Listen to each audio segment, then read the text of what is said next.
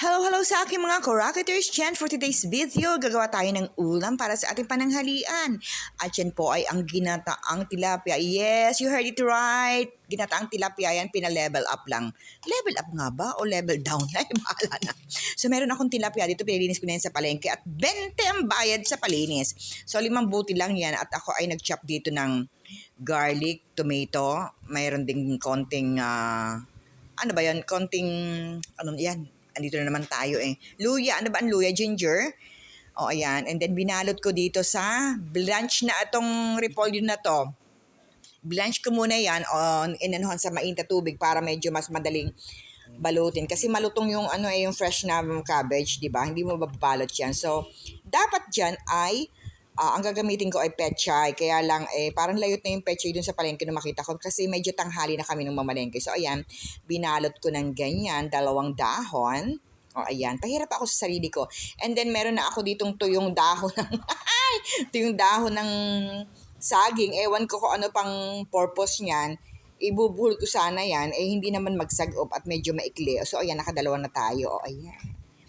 So, 5 butli nga yan, as I said. So, ayan, andyan na sa kawali. Nilagyan ko lang ng 1/2 cup na water. O, ayan, nilagyan ko na ng tubig muna. And then, let's buhay the apoy. Ano ba yun? Buhay the apoy ba yun? So, ayan, medyo kumukulo na siya, ano? So, tinimplahan ko yan ng black pepper at saka pampalasa. Magic sarap ang ginamit ko. And then, nilagyan ko rin ng cumin powder. So, yung natirang ano ba yan? Yung natirang talong, inilagay ko na dyan sa ibabaw at nilagyan ko rin ng siling haba. Hindi ko na sinama sa loob ng, alam mo yung palaman dun sa tilapia yung sili kasi hindi kami masyado mahilig sa maanghang. So, ayan na. At nilagyan na natin ang gata. O, ayan. Oh, yan. And then, papakulan po ulit natin. And then, ayan, tinakloban natin ang hindi kasukat na taklob ng kaldero, ng kawali. And then, nilagyan ko ng turmeric kasi parang, sabi ko, parang maputla siya.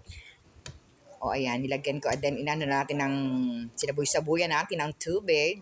Tubig na sabaw. So, ayan. So, eto na siya. Maluluto na. So, medyo pinapaiga ko lang. Ng konti. Ayan, tara, kain na. Let's eat na, babush. Thank you. Hello sa aking mga Korakaters dyan. For today's video, gagawa tayo ng ulam para sa ating pananghalian.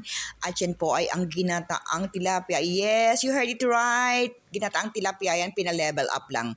Level up nga ba o level down? Ay, mahal.